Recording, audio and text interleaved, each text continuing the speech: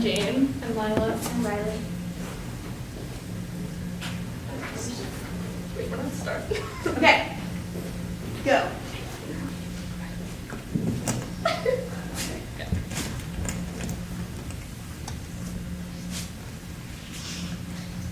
Okay, quick note that mollusks is another word for shellfish.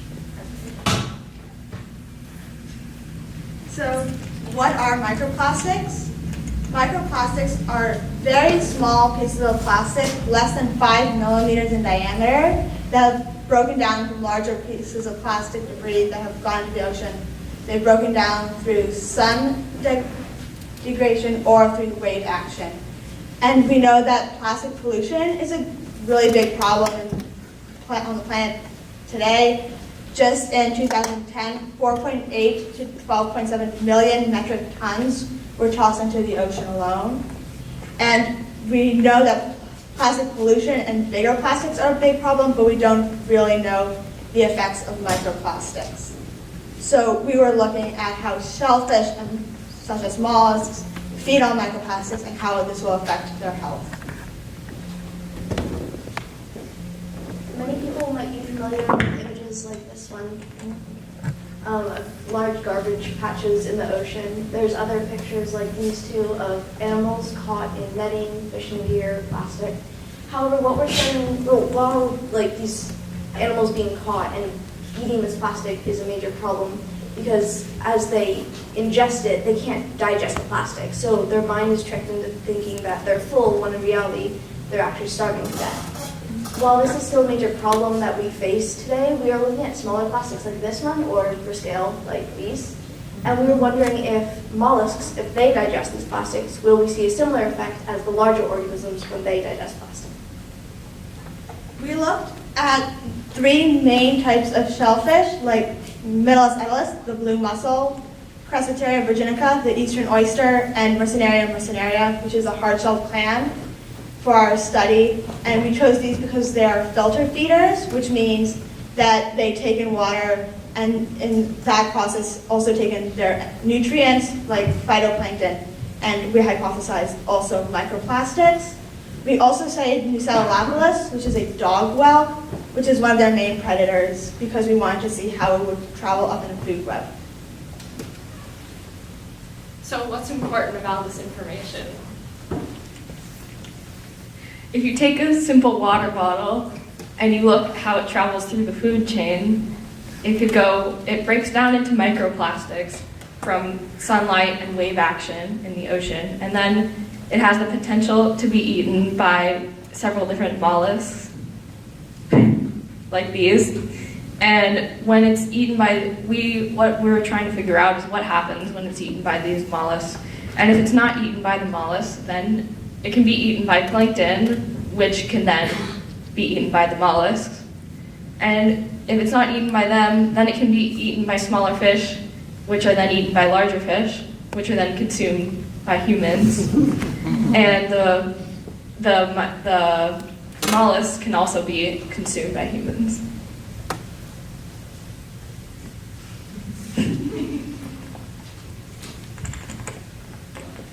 So the questions that we came up with for this project was, can mollusks take up microplastics? And in a tank representing a marine food web, what organism would eat the most plastic? And our hypothesis for these was mollusks would be able to take up microplastics in their system, and that microplastics would negatively affect them. We went to 3 different locations to collect our organisms. We went to Recompense, which is off the Wolf's Neck Peninsula, which is pretty close to the farmhouse, and that's the purple dot up there. We also went to Giant Stairs in Harpswell, Maine, which is the red dot. That was our 4 a.m. trip, so us and a few other groups got up at 4 a.m., loaded in the vans with all of our gear, and went and collected some organisms. The third place we went to was Bow Street Market in Freeport. Clams.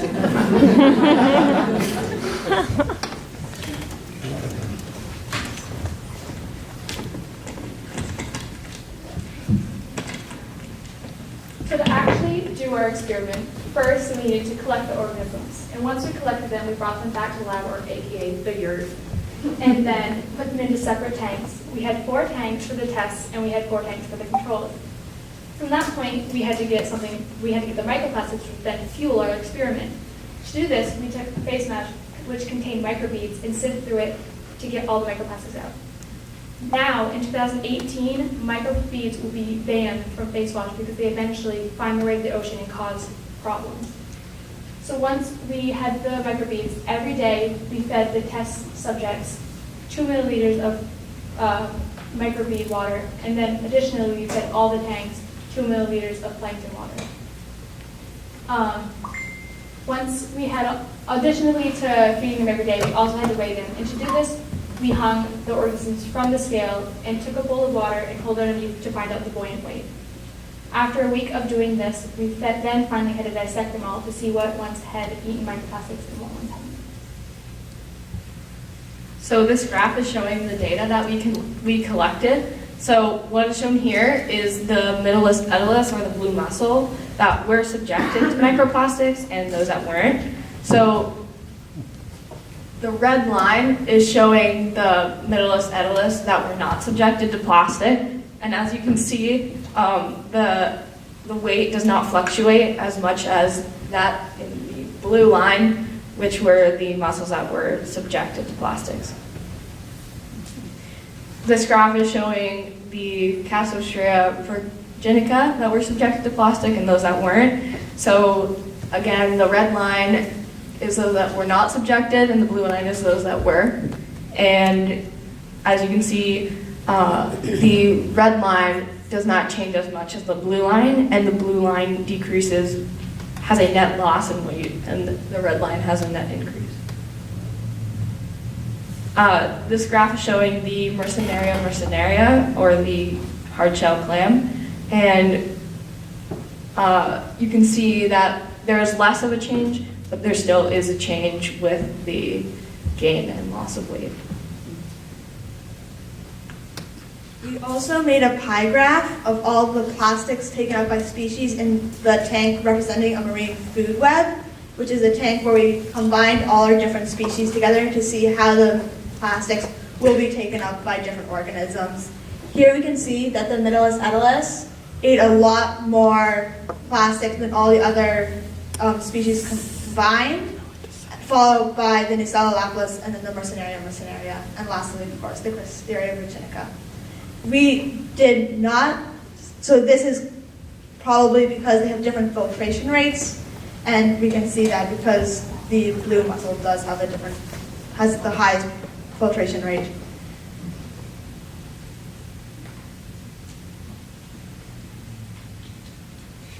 So what we found in our study is that mollusks do have the ability to absorb microplastics, and we also found that the blue mussel was able to take up the most microplastics, which makes sense because the blue mussel has the highest filtration rate of the organisms that we tested.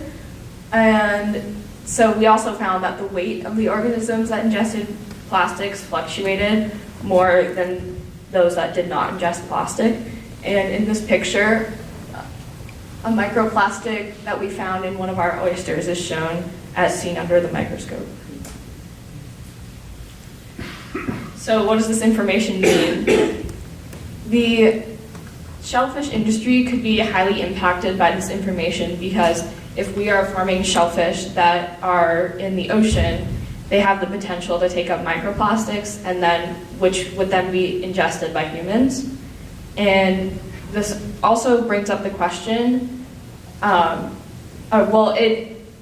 if humans are taking in microplastics from shellfish, then it brings up a question of human health and how our health could be impacted but if we are ingesting plastic.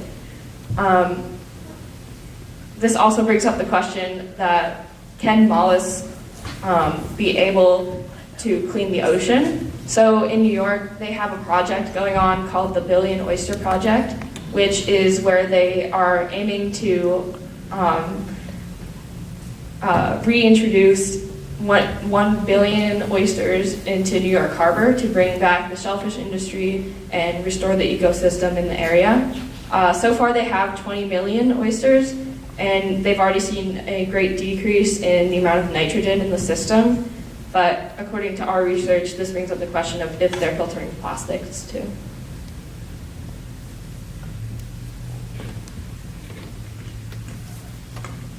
So we'd really like to thank our amazing science teacher, Carrie, for really helping us in making this whole project happen. We'd also really like to thank our science TA, Claudia, for also helping us through all of our mishaps and ups and downs through the project and really helping us get through it. We'd also like to thank the planting group for helping us get the food for our organisms. And we'd like to thank the organisms for helping us find scientific research. And we'd also really just like to thank the whole CSU staff for really being understanding and kind about the whole project.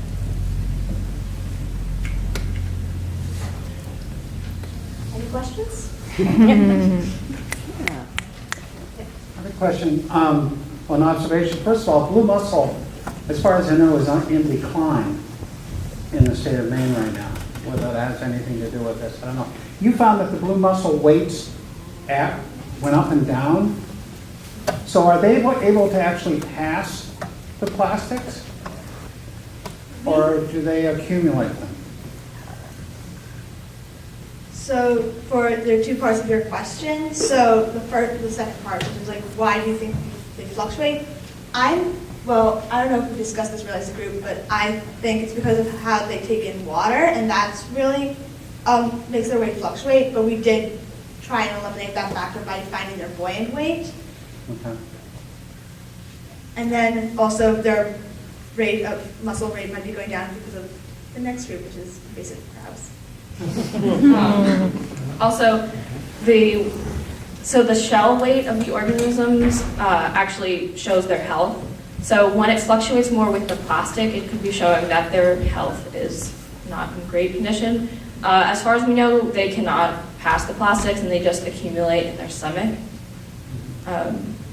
Another part of that was that our project was really short term. It was like 7 days. So if there was a longer term project along similar lines, or if we did this again for a longer time, we could find out more answers to that. Any other questions for this group? Yes. So did you were feeding these organisms plastic? Did you also compare them to organisms you found in the natural environment and how much plastics they had ingested? So as the first part of our study, we dissected 2 out of all the organisms that we collected right off the bat to see if they had any microplastics. We did not find any in the organisms that we collected, but that doesn't mean that there isn't any. Can you just explain what is the rate of filtration of these organisms? So the filtration rate is how much water and nutrients and how much stuff is taken in by the organism per time. So just how fast it takes in nutrients and water. Any other questions?